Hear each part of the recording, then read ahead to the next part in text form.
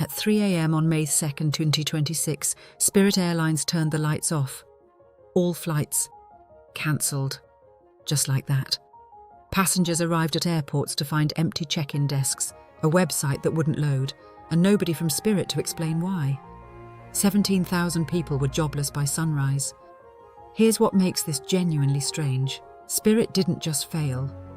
It taught the entire airline industry how to make money, and then got left behind by a world it created. By the end of this, you're going to understand exactly how that happens, and why it was almost inevitable from the start. Let's go back to where this whole thing began. Not 1990, not even close.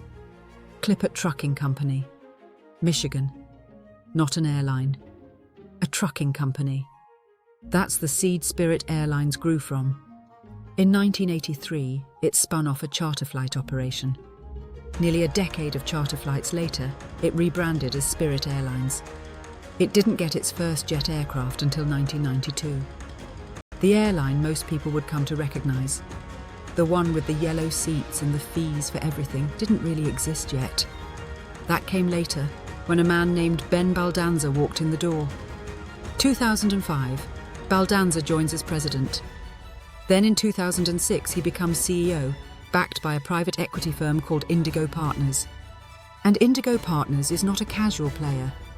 These are the people behind Wizz Air. Early investors in Ryanair, the airline that turned charging for absolutely everything into an art form.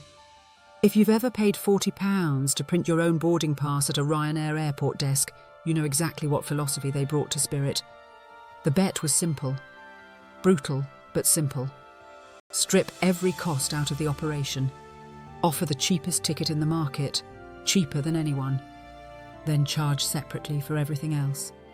Bags, seat selection, carry-on luggage, printing your boarding pass at the airport. Everything. 2007. Spirit becomes the first US airline to charge for checked bags. The public is annoyed. The industry is watching. 2010. First US airline to charge for carry-on luggage. Now the public is furious. Congress starts writing letters. None of it matters. The model works. The planes are full. The margins are real. And here's where it gets interesting. By 2012, Delta launches Basic Economy, the first major legacy carrier to create a stripped-down, no-frills fare tier. Why? Because Spirit was eating their lunch on price-sensitive routes. Passengers who used to book Delta were booking Spirit instead, and Delta had to respond. By 2017, every major carrier in America, American, United, Delta, has a basic economy product. Spirit's innovation is now industry standard. But here's the thing nobody talks about. The moment every major airline copies your model stops being an advantage. Delta's basic economy is still on a Delta plane, still earns you Delta miles, still goes to 3 times as many destinations. Spirit invented the cheap fare. Then the big airlines, with their massive route networks, their loyalty programs and balance sheets 10 times the size, started offering their own version. And they could afford to price it lower while offering more. Spirit's moat was getting shallower every year. And then COVID hit. The airline had been profitable through 2019. Not spectacularly. Margins in ultra-low-cost aviation are always thin, but profitable. Then lockdowns ground the fleet. Every airline suffers, but Spirit has almost no cushion. No premium cabin to keep revenue flowing. No long-haul routes to international markets that recover faster. Just short domestic hops with seats nobody's allowed to fill. Between 2020 and 2024, Spirit burns through $2.5 billion in losses. $2.5 billion. When travel finally comes back, the world it comes back into is not the world Spirit was built for. Post-pandemic pilots are scarce. Every airline is desperate to hire. Wages go up across the board. Spirit's entire competitive model depends on being the low-cost operator. And labour is now the biggest cost in aviation. Maintenance costs are up. Aircraft lease costs are up. The low-cost buffer that justified the whole structure is getting thinner by the quarter. And the passengers coming back? They're different. 3 years stuck at home. They want the experience. They'll pay for comfort. Spirit's brand, already associated with delays, cramped seats, and fees that add up to more than the original ticket, is exactly the wrong brand for the moment. J.D. Power ranks it last, or near last, year after year. That's the backdrop. Now here's where it gets really messy. February 2022. Frontier Airlines and Spirit announce a $6.6 billion merger. 2 ultra-low-cost carriers combining forces. It's not glamorous, but it makes sense. Pool the routes, cut the overhead, compete properly. Then, April 2022, JetBlue comes in with an unsolicited $3.6 billion bid. Spirit's board rejects it. JetBlue doesn't walk away. It raises the offer. And now Spirit's board is caught between 2 deals. The shareholder vote gets scheduled, postponed, scheduled again, postponed again. The whole thing plays out publicly over months, with shareholders and analysts watching every move. July 2022, Spirit drops Frontier and signs with JetBlue for $3.8 billion. JetBlue's CEO Robin Hayes says the combined airline will be a stronger competitor to the major carriers. It sounds like a lifeline. It isn't. March 2023, the Biden DOJ files suit to block the merger. Was the DOJ right to block the merger? Let me know in the comments. Their argument is specific and it matters.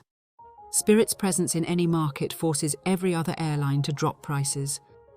The DOJ calls it the Spirit effect. If you fly a route where Spirit operates, your ticket on American or Delta is cheaper because Spirit is there. Eliminate Spirit, the DOJ argues, and millions of passengers on hundreds of routes pay more. Blocking this merger, they say, protects consumers. January 2024. Federal Judge William G. Young in Massachusetts rules for the DOJ. The merger is permanently blocked. JetBlue walks away. Spirit is now holding over $3 billion in long-term debt. No strategic partner. No merger lifeline. And payments due in 2025 and 2026. There's no good move left. November 18th, 2024. Spirit Files. Chapter 11. Bankruptcy. The company restructures. $795 million in debt converted to equity, fleet cut, leases renegotiated. March 2025. Spirit announces it's emerged from bankruptcy. CEO Ted Christie celebrates. Smaller, leaner, supposedly ready. Then April 7th, 2025. Ted Christie resigns. Effective immediately. Dave Davis steps in as CEO. His later quote on the collapse is maybe the most honest thing anyone said about Spirit throughout this whole saga. We just kind of ran out of runway. By early 2026, Spirit is in talks with Frontier again. Another potential merger.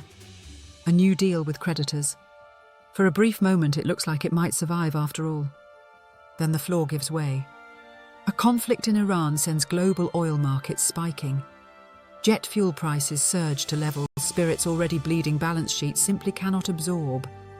An airline running on fumes, literally and financially, takes a direct hit from a geopolitical shock it had no way to predict and no capacity to survive. April 2026. Spirit is facing imminent liquidation. The company turns to the Trump administration. Negotiations open for a reported $500 million government cash infusion in exchange for a 90% stake in the airline. The US government would own 90% of a budget airline. You have to sit with that for a second. A key creditor group rejects the terms. The bailout collapses. May 1st, 2026, Spirit announces it's shutting down. May 2nd, 26, 3 a.m. EDT. Spirit stops flying. The first major US airline to go out of business since Aloha Airlines in 2008, an 18-year gap that nobody expected to end like this. Passengers at airports find no staff, no flights, no answers, just empty check-in desks and a website that won't load. Spirit's final flight touches down at Dallas-Fort Worth. The air traffic controllers on duty that night say, "Godspeed" over the radio to the crew. That's how it ends. Not with a press release or a rebrand. A radio sign-off at 3 a.m. from people who knew exactly what they were watching. 17,000 jobs. Gone. And now the question everyone's asking, did the DOJ cause this? Multiple analyses published in May 2026 ask it directly. Did blocking the JetBlue merger, a decision designed to protect consumers, actually kill the very competition it was trying to preserve? The Spirit effect that the DOJ cited in court. It's gone now. Airfares on Spirit's former routes rose immediately after the shutdown. On average, around 14% on the routes Spirit had exited. The passengers the DOJ was trying to protect are now paying more. Frontier, which originally wanted to merge with Spirit back in 2022, survived, but has struggled to post consistent profits since. JetBlue hasn't posted a full-year profit since 2019. Meanwhile, Allegiant went a completely different direction. Thin leisure routes, no head-to-head competition, no aggressive growth ambition. Their operating margin in the period Spirit collapsed, one of the strongest in the sector. Sometimes the boring strategy wins. Here's the thing you need to take from this. In 2007, Spirit charged the first bag fee in American aviation history. The industry called it a shameless cash grab. By 2024, US airlines collectively collected over $7 billion a year in bag fees. Every dollar of that model, every single one, was pioneered by Spirit. Delta made billions from it. United made billions from it. American made billions from it. Spirit invented the tool that made the entire industry richer. And it couldn't use that tool to save itself. That's not a story about a bad business. It's a story about what happens when you create something, and then everyone with more resources, more routes, more loyal customers, and more debt capacity takes it from you and does it at scale. Spirit's model didn't fail.